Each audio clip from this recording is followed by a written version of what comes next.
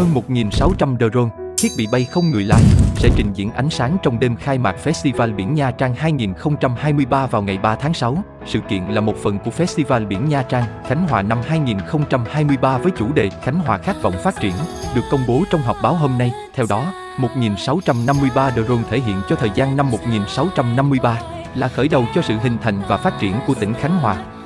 Những thiết bị bay tham gia trình diễn các hình ảnh đặc trưng của tỉnh như chim yến, mũi đôi, sông cái, thành cổ Diên Khánh, tháp trầm hương trên nền nhạc lấy cảm hứng từ âm nhạc bản địa. Tái hiện những câu chuyện lịch sử, văn hóa vùng miền, con người Khánh Hòa bằng ngôn ngữ ánh sáng.